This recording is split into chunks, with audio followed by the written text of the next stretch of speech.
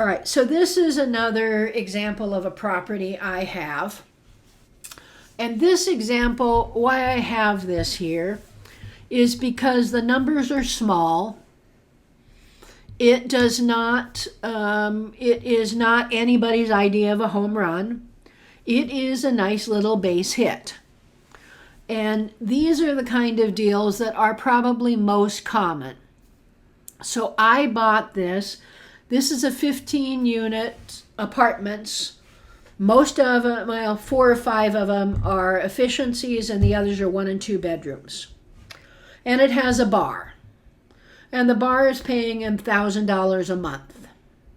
I bought it for $240,000 in 2007. All right. It's a small repositioning. Okay. Here's another word that is in the terminology that if you're a commercial real estate, you need to sort of know. Repositioning in commercial real estate is a rehab. Rehab and repositioning mean the same thing, basically. Although in commercial, repositioning can also mean getting a different tenant base in. So you are changing the position of the property in the marketplace. Most of the time, it is reflective of rehab. So when I bought it, the rents were about $300 a month, and there's another oops that I need to fix. So on average. And because this property had been basically ill-treated, and was in not good shape. It had about $3,000 a unit that was needed for repairs, to repair termite damage and to upgrade the units, basically. This is a C-class property. So C-class is the same thing as a working class, a blue-collar property. So there's nothing fancy about this. There are no bells and whistles. There are really no amenities. So here's how the deal went down. I got a loan from the bank for the entire purchase price, for the $240,000. I brought in $38,000 plus the closing costs, or about $43,000 to do the closing and to do the rehabs. And that $38,000 went into the bank that gave me the loan. So this is, a lot of times people think banks are awful. And you hear, particularly in residential, don't borrow from banks, stay away from banks. But in terms of these kind of properties, I like the bank. This is in southern West Virginia. And I live up around Washington, D.C. So me managing this rehab just isn't going to happen, at least managing it in a way that it should be managed. So this is where the banks come in. I put my money in the bank for the rehab. The bank has an interest in this property that it be rehabbed correctly and that it goes well. So the banks has people that work for them that go look at, on their construction loans, that go look at the progress on any kind of property before they give people the next draw. So I talked to the commercial loan officer in this property, in the bank that I got this loan with, and we made an agreement that they would oversee the rehab, more or less, so that they would go in. I did the scope of work and what needed to be done, and how we were going to do the draws. And so, and I hired the company to do the rehabs. The bank went in before they gave them a draw. The next draw, they went in to oversee the work and make sure that it was done correctly, and then they would give them the draw. So I really didn't have to do this. I paid attention to try and make sure we stayed on time, but it was really the bank that was making sure the work was done appropriately. Okay, so let me see if I can get, let's see.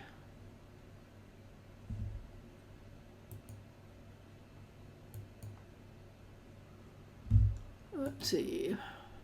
Sorry, folks. All right, so here are the numbers. Remember, here is our net operating income, the value, and the cap rate. So here is why these numbers are important.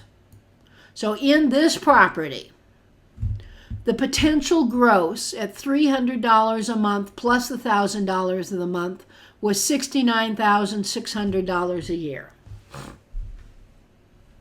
So if we take out a 10% vacancy loss and the expenses are 40% because the bar pays its own expenses, then I have the total expenses and vacancy of 50%.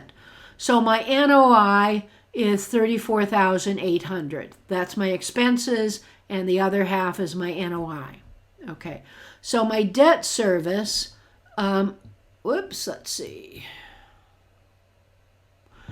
My debt service, my mortgage and interest was $21,600 a year. That left me with $13,200 a year in cash flow. All right, that's not really very much. That's about $1,000 a month, a little bit for 15 units and a bar. Not very good. Except what I want to show you is if I'm really paying attention to my cash-on-cash return, meaning now I had my mortgage was higher than a lot of them are, but remember, the bank loaned me the entire amount of the purchase price, and all I had to bring in was money for the rehab and for the closing costs. So I was in this total for $43,000, right? And my cash flow was $13,200. So if I'm dividing that, my cash-on-cash return is 30% a year, which is not to be sneezed at. So the actual cash flow is not very good, but when I really try and look at what I'm really looking at, which is how hard my money is working for me, in 3 1/3 years, I got all of my money back, all the money I'd put into this deal. And so after that, my return is kind of infinite. Okay, so this is what it looks like today. The average rents are $500 a month. I just had to refinance it for the second time. Now remember that I bought this in 2007, so I've had it 11 years now. And I had to refinance it about every 5 years. So I just had to refinance for the second time. And between the first and the second refinance, I had taken out a line of credit on the bank. So it's a second mortgage, basically, for $90,000. And I used that mortgage to buy some other things and to pay off a couple of other things. So I have added basically $90,000 in debt to my mortgage that I was free money that I was able to use for other things. So just keep that in mind.